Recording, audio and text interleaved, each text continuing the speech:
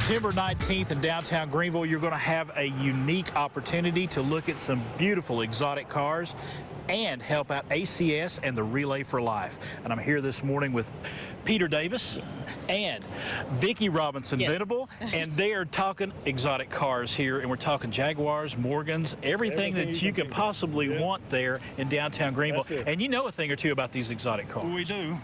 This is a 1960 Morgan, which I've had for 6 or 7 years now. Do the restoration, we drive them and show them. We've got a number of clubs in this area. Tri-Cities Club for all types of British cars, and the Smoky Mountain Jaguar Club that covers Jaguars specifically. So this show coming up is really 2 shows in one.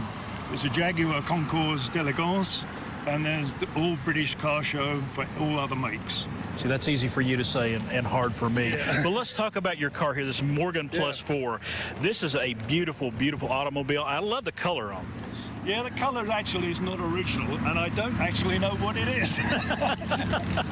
This came out of, it's a California car from new, and it was repainted out in San Francisco somewhere, and I got all the receipts, but one thing it doesn't tell me is what the color is. All right. How much work did you do to this car? I did all the mechanical work, rebuilt the engine, did all the hydraulics and electrics, because that's typically a problem. Lucas, Prince of Darkness, is a well-known feature of British cars.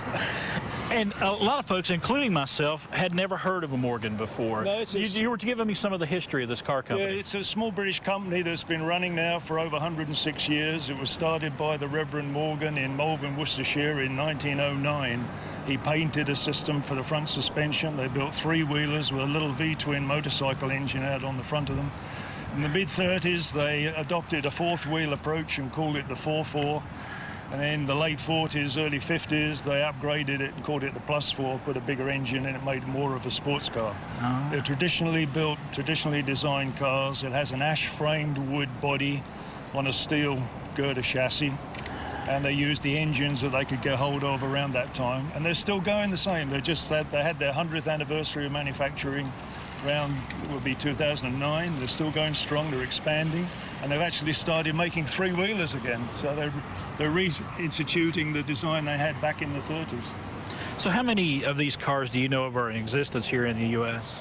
There's several hundred. There's a pretty good group. There's Morgan South group that's centered around the southeast of the country, and we get together. They're good at pub crawls, and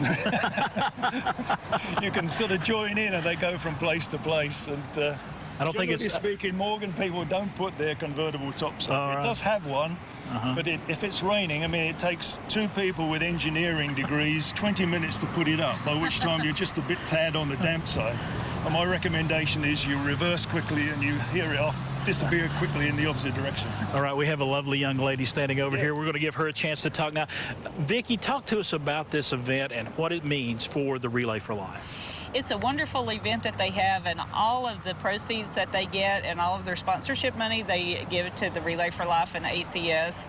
And that money is used for programs and services and research to help people who already have cancer or to help find cures for cancer in the future. And it's a wonderful event, and we just love to have them in Greene County. Now, I know the last time this was held, over $45,000 was raised. That's a big hunk of change for the American Cancer Society, isn't it? Well, that's $45,000 overall, and it's over the years past. Right. We usually get between $3,000 and $5,000 when they come to town, and it's just wonderful, and we are so appreciative of them coming and doing that for us. And when they come to downtown Greeneville, they block off the streets down there, and this is a huge event, isn't it? It is a huge event. They block off Depot Street, and it's all the way up and down Depot Street, and people come and they look, and it's just a wonderful, wonderful event, and we're so glad to have them. All right, Vicki, Peter, thank you so much for being here today. This is a wonderful event that's going to help out the American Cancer Society. If you love cars, this is the place to be on September 19th